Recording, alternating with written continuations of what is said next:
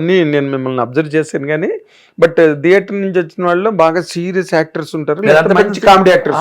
Theatre ఆర్టిస్ట్ని కాదు మరి నేను థియేటర్ ఆర్టిస్ట్ని కాను. నాటకాలు ఆడటం ఇష్టం అంతే, నేను థియేటర్ కాదు కదా. నాటకాలు మీరు మన ఆఫీసులో ఉద్యోగం చేసినప్పుడు కూడా వేశారా? 1-6 వేసాము అంతే తప్ప. బట్ మీరు సహజ నటుడు. అంతే, నేను 1-6 వేసానే తప్ప నేను నాటకాల నుంచి వచ్చిన వాడిని కాదు. అదే అదే పని నాటకాలు వేసిన వాడిని కూడా కాదు. అదే ఇప్పుడు ఎవరైనా నాటకంలో ఒక క్యారెక్టర్ ఉందంటే వేయడానికి ఇప్పటికీ సిద్ధమే. సరదా, అదే సరదా, ఒక ఇంట్రెస్ట్ అండి నాటకం అంటే. ఎందుకంటే కొంతమంది చాలా మంది సినిమా యాక్టర్లు అయ్యాక కూడా నూతన్ ప్రసాద్, జయప్రకాష్ రెడ్డి, జయవి సోనిల్ గారు, నాగభూషణ్ గారు అయితే ఏకంగా వేలాది ఇచ్చాడు. అయ్యో, నాకు ఒక కోరిక కూడా ఉంది సార్, అలాగా ఒక పాత్ర వేసి మొత్తం తెలుగుదేశాలు తిరగాలని చెప్పేసి కూడా ఉన్నది. ఓకే, నాటకంతో ఏ క్యారెక్టర్ చేయాలని కొత్తగా రాయించుకుందాం ఏదైనా ఎవరైనా చేస్తే. ఓకే, ఎవరైనా ఇప్పుడు రక్తకాని నాగభూషణ్ గారు ఉన్నారు, జయప్రకాష్ రెడ్డి గారు కూడా ఆ మధ్య చేశారు. అవును, అలాగా ఆయనకు క్యారెక్టర్, పేటెంట్ క్యారెక్టర్ ఉందండి. అది ఏకపాత్ర అభినయం. ఏకపాత్ర ఆయనకి, ఆయనే స్వయంగా రాయించుకుని చేసుకుని ఆయన ఒక్కడే ఉండేవాడు. మిలిటరీ ఆఫీసర్, రిటైర్డ్ మిలిటరీ ఆఫీసర్గా ఏదో ఉండేవాడు. ఏదో సంథింగ్. దాని సినిమా కూడా తీశాడు సార్ ఆయన. అవును, బయటకు రాలేదు అది, కానీ బయటకు రాలేదు, సినిమా కూడా తీశాడు. అలాగా ఎవరన్నా ఒక ట్రూప్ ఏర్పాటు చేసుకొని అంటే ఇప్పుడు నాటకాలకు అంత ఆదరణ లేదు రేంటి. అంటే 2 రకాలుగా ఉంది సార్. నాటకాలకి ఆదరణ లేదన్న మాట ఒక వాస్తవం అయితే, నాటకాలకి ఒక రకమైన ప్రత్యేకమైన ఒక ఫాలోయింగ్ ఉన్నది సార్. ఉన్నారు ఆ సెక్టు, ఆ కల్టు ఉన్నారు. అది కూడా తగ్గిపోయింది ఈ మధ్య. గమనిస్తే అది కూడా తగ్గిపోయింది. అదేలేండి, ఉంది, ఆ కల్టు ఉంది, కానీ తగ్గిపోయింది. ఇప్పుడైతే నాకు తెలిసి ఇప్పుడు నా కోరిక ఏదైతే ఉన్నదో అది ఒక అనూహ్యమే. ఊరూరా తిరిగి లేకుంటే ఏముంది, మీతో ట్రెండ్ మళ్ళీ కొత్తగా స్టార్ట్ కావచ్చు, సంతోషమే, చెప్పలేం కదా. అది ఉండాలి సార్. అది నాటకాలు అనేటివి ప్రదర్శన చేస్తే మీరు జనాల్లోకి ఇంకా ఎక్కువ వెళ్ళే ఒక ఏర్పాటు, అది రీచ్ అవుతాం. ఆ వైబ్ వేరు ఉంటుంది. ఆ వైబ్ వేరు. నాగభూషణం గారికి రక్త కన్నీటి చాలా హెల్ప్ చేసింది. మాస్ రూట్స్ లెవెల్లో థియేటర్స్ లేని ఊళ్ళల్లో కూడా రక్తగా నీరు నాటకం ఆడారు నాగభూషణ్. ఝాన్సీ గారు, ఈ మధ్య ఉత్తేజ్ గారు, వాళ్ళు కూడా కొంత ప్రయత్నం చేస్తున్నారు. అటువంటి వాళ్ళని కలిస్తే ఒకవేళ ఏదైనా ఒక ట్రూప్ ఏర్పాటు చేసుకొని చేయొచ్చు. నిరపకు ప్రదర్శించిన చాలు. కరెక్ట్ కదా సార్? కరెక్ట్. ఆ నాటకం సజీవంగా ఉంటుంది, మనలో కొంత ఉత్తేజం ఉంటుంది, రచయితలు కానీ. అదొక వాక్ ఆఫ్ లైఫ్ అండి. కరెక్ట్. జేవి రమణమూర్తి గారు సినిమా షూటింగ్లు కూడా వదిలేసి వెళ్ళిపోయాడు కన్యాశుల్కం నాటకం వేయడానికి. ఇప్పటికీ కొంతమంది ఆర్టిస్టులు ఈ విషయం కూడా ప్రస్తావించారు సార్. ఇప్పటికీ కొంతమంది నాటకం మోజు మీద ఉన్నటువంటి ఆర్టిస్టులు సినిమా అంటే ఒప్పుకోరు, నాటకమే కావాలంటారు. అవును, అదొక వేరే మాంద్యంలేండి, అదో మత్తు. అవును, అది. అయితే ఇప్పుడు కొరియన్ కనకరాజు వరకు వస్తే, అసలు సినిమా కథ మీకు చెప్పినప్పుడు అసలు ఎలా ఫీల్ అయ్యారండి? పూర్తి కథ చెప్పాడా మీకు గాంధీ గారు? నేను ఎప్పుడు ఏ కథ వినాను, ఎప్పుడు ఏ కథ. సినిమా చూసి ఏమనిపించింది? సినిమా చూసాక నాకు ఈ విధంగా మలుచుకొచ్చారా, దీన్ని ఇలాగా చేశారా అనుకున్నాను అంతే.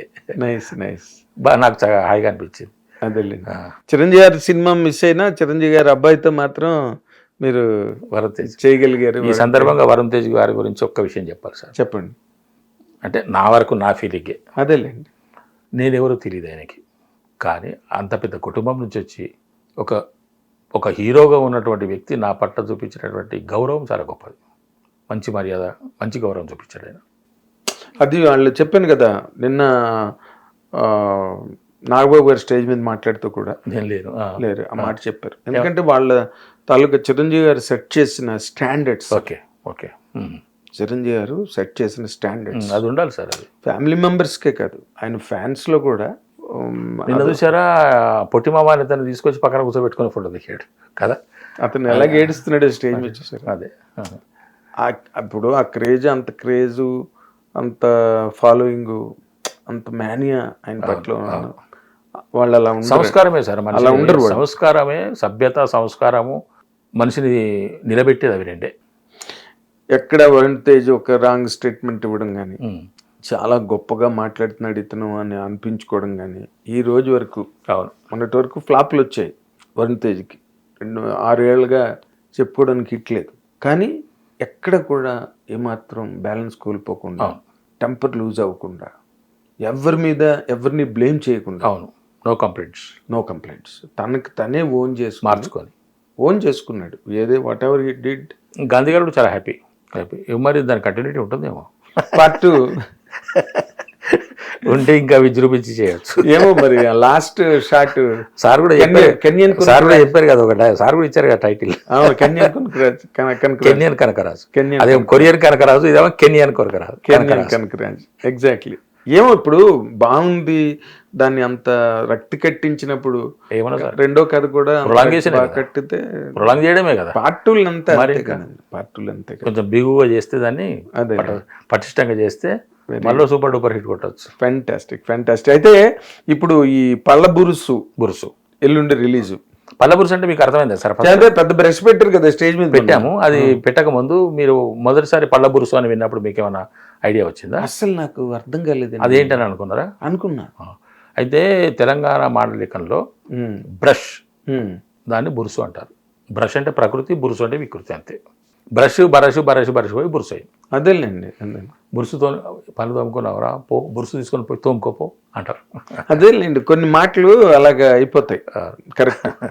చాలా మందికి ఇప్పుడు ఎందుకంటే మొన్న అది ఎంత క్యాచీ అండ్ ఎంత ఈజీ పదం అంటే మాకు వెంటనే ఆకట్టుకునే పదం బురుసు, పళ్ళ బురుసు. అరే పళ్ళ బురుసు మీద సినిమా కూడా వస్తున్నది అనుకుంటారు. అదేలేండి. కాదు, అదే నేను ఆశ్చర్యం ఏంటంటే ఇడుపు కాగితం మీద విపరీతమైన కాంట్రవర్సీ వచ్చేసింది. అది మీకేం అర్థమైంది? ఇడుపు కాగితం అంటే నాకు కొంత ఐ కుడ్ లిటిల్ సెన్స్. ఇడుపు అంటే విడిచేయడం అన్నది అర్థమవుతుంది అంతే. ఇడుపు కాగితం అంటే ఇదేదైనా ఇది అంటే రెలింక్విష్మెంట్స్ అంటారు చూడండి. మీకు అర్థమయ్యేటట్టు చెప్పారంటే విడాకుల పత్రం. నేను అర్థం చేసుకున్నది రెలింక్విష్మెంట్. మీరు దాన్ని విడదీసి దానికి అనుకునే ప్రయత్నం చేశారు కాబట్టి ఇడుపు అంటే ఇది, పత్రం అంటే ఇది అని అనుకున్నారు. కాగితం అంటే ఇది అని అనుకున్నారు. ఇడుపు కాగితం అనే దానికి మనం చెప్పాలంటే విడాకుల పత్రం. పట్టు విడుపులు, పట్టుకోవడం, విడవంటే విడడం, ఇది విడుపు, కాగితం అంతే. అవును. ఈమెకు నాకు సంబంధం లేదు. అమావాస్య గ్రహణం లేకపోతే ఇవి ఉంటాయి చూడండి, పట్టు విడుపు అంటారు. అవును, పట్టు స్నానం, విడుపు స్నానం అని. సో ఆ విడుపు అయింది. కాగితం అంటే ఇదేదో అలాంటిది, ఏదో రిలింక్విష్మెంట్స్ మీద ఆస్తి వివాదాలు దాంట్లో కొంత కావాలని కూడా చేసిన వాళ్ళే. కానీ ఏది అంటే ఇది దీనికి ఆయన ఎవరో ఒక అతను ఏదో అడిగినట్టు కదా సార్, దీనికి మీరు సబ్ టైటిల్ పెడతారా ఏదో అడిగినట్టు కదా. అది ఏదో మొత్తానికి పెద్ద గొడవ అయిపోయి అది చాలా రచ్చ అయిపోయి సినిమా ఏ టైటిల్, హిందీ సినిమా టైటిల్స్ అన్ని అందరికీ అర్థమవుతాయండి. హిందీ సినిమా టైటిల్స్ అర్థం కావు కదా. English titles invasion of privacy అని టైటిల్ ఉంది సార్ ఇంగ్లీష్. ఏంటి అర్థమైంది? బట్ సినిమా బాగుంది. ఒడిస్సీ ఎవరికి అర్థమైందండి? ఇప్పుడు దాన్ని ఎందుకు మీ రియాక్షన్ ఏంటి సార్ దాని మీద? అసలు ఎంత లొల్లి జరిగింది దాని మీద. ఒక తెలంగాణ పళ్ళ బురుసు గురించి మీకు ఏమనిపించింది? ఏమనిపించలేదు నాకు. నిన్న స్టేజ్ మీద మాట్లాడుకున్న మాటలు, ఆ విధానం, డైరెక్ట్ మొన్న ఫంక్షన్ జరిగింది కదా, నాగార్జున గారు వచ్చారు. వచ్చినప్పుడు ఒక తెలంగాణ కల్చర్, మొన్న రాజు వెడ్స్ రాంబాయి వచ్చింది. ఇప్పుడు మాట్లాడుతున్న వాటిలో మొన్న దేవాన వచ్చింది. ఒక తెలంగాణ మా ఎఫ్డిసి రామ్మోహన్ గారు ఆయన ఎప్పుడో మాట, మా భాషలో ఒక రాగం ఉంటుందండి అని చెప్తుంటారు. నిజంగానే అనిపిస్తుంది నాకు. దానిలోనే ఒక సోయిగా ఉంటుంది, ఒక హొయిల్ ఉంటుంది ఇది తెలంగాణ భాషలో. అవును, అది మా ఉత్తరాంధ్ర భాషలో కూడా ఒక స్లాంగు, ఒక రాగం, ఒక వంపు, ఒక వయ్యారం, ఇవన్నీ ఉంటాయి భాషలో. సో దాని మీద నేను పళ్ళు బురుసు అనగానే అదంతా విన్న తర్వాత తెలంగాణ మాండలికం. అవును, రూటెడ్ బ్రష్ ప్రకృతి, బురుసు వికృతి, అంతే సింపుల్. కానీ బ్రష్ వికృతి సాంస్క్రిట్ మాటలకు ఉంటాయి. అంటే మీరు ఇంగ్లీష్ మాట అలా అనుకోవడమే. బురుసు ఎలా మారింది అనడానికి దానికి ప్రకృతి, అది బ్రష్ అని చెప్పాను. అవునండి, అర్థమైంది. బ్రష్ బురుసుగా మారింది. అవును, మన వాళ్ళు రోడ్, ఇంగ్లీష్ లో వర్డ్ రోడ్, ROAD రోడ్, తెలుగులో రోడ్డు అని డాక్ ఇన్ ద డా రాసి మరి అంక వాటిని గ్రామ్యాల్లో కలిసిపోయి చాలా ఇంగ్లీష్ మాటలు. అంతే సార్. అవును. సో దీని మీద అటువంటి ఇది ఎక్కడ రాదు. తెలిసిపోతుంది కదా సార్, తెలిసిపోతుంది కదా. అదేలేండి, అర్థమైపోయింది, చాలా మందికి అర్థమైపోయింది. ఏంటండి దాని ప్రత్యేకత, సినిమా ప్రత్యేకత పళ్ళ బురుసు మీద ఏంటి అసలు? What is that emotion sir పళ్ళ బురుసు అంటే? దాంట్లో చాలా లేయర్స్ ఉన్నాయి సార్. ఒక బురుసు ఒకటే, బ్రష్ ఒకటే కాదు, చాలా లేయర్స్ ఉన్నాయి. కానీ మనం పళ్ళ బురుసు అని టైటిల్ పెట్టినాం కాబట్టి దాని మీద ఫోకస్ అయింది. ఓకే, అందరి దృష్టి దాని మీద. పళ్ళ బురుసు ఏమిటి, దాని మీద కథ ఏమిటి, ఒక సినిమా ఏమిటి అని అనుకుంటున్నారు. కానీ ఇక ఇంటర్నల్గా చాలా దాంట్లో ఉన్నాయి టాపిక్స్ ఉన్నాయి కొన్ని. ఇప్పుడు ఈ కథ తాలూకు ఇతివృత్తం, ఈ కథాంశం ఏవైతే ఉన్నాయో అవి ఈ రోజుకి రిలవెంట్ గా ఉన్నాయా ఊళ్ళల్లో, లేకపోతే ఒక పీరియడ్ ఫిల్మ్ కల్చర్ లో ఉంటుందా? టుడే లేటెస్ట్ ఎప్పటికప్పుడు ఇప్పుడు రేపు కూడా ఉంటాయి. అటువంటి టాపిక్సే సార్, అన్ని అటువంటి టాపిక్సే. మరి ఇప్పుడు జరుగుతున్న చర్చలన్నీ అవే కదా సార్. ఇప్పుడు ప్రతి మన కథలు లేవాలంటారు కానీ లక్షల కథలు ఉన్నాయి చేసుకుంటే. అవును, అదే నాగరేంద్ర గారు అనౌన్స్ చేశారు కదా, ఏ దాంట్లో నుంచి అయినా కథ పుట్టవచ్చు సార్.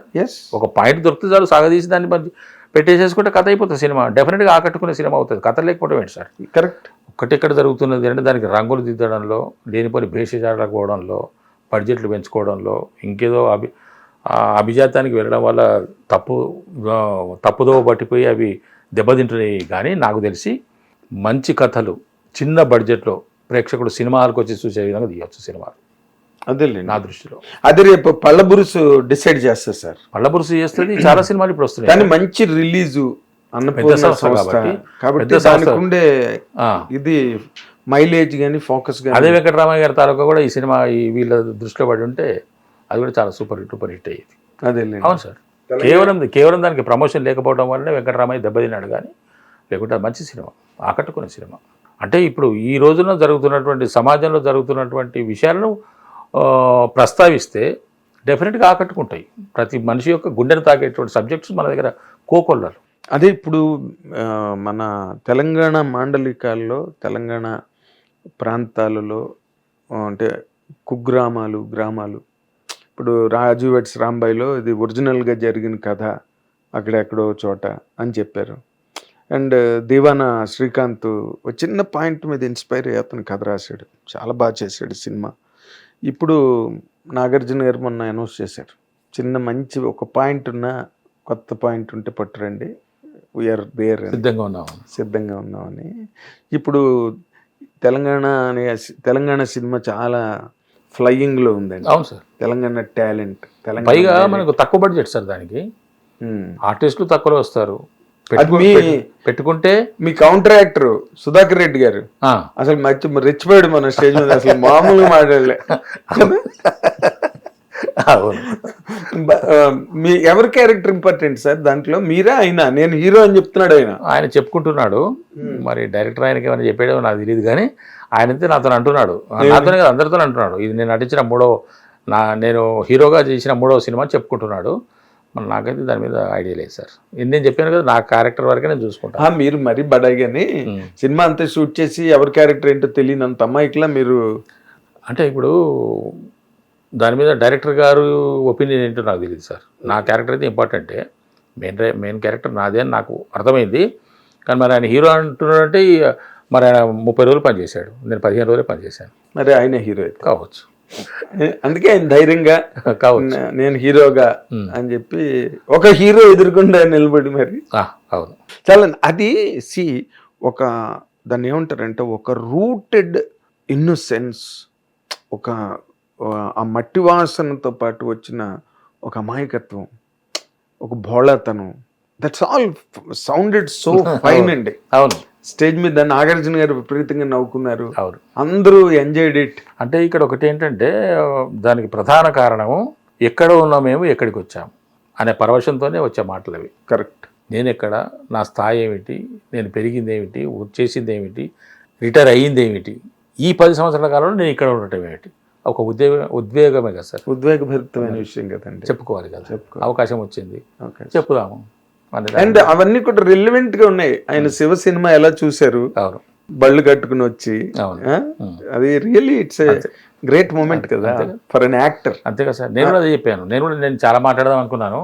అసలు నాకు ఇంకా చాలా మాట్లాడాలని ఉండింది కానీ సుధాకర్ రెడ్డి గారు ఎక్కువ టైం తీసుకున్నారు కదా. అప్పటికే నాకు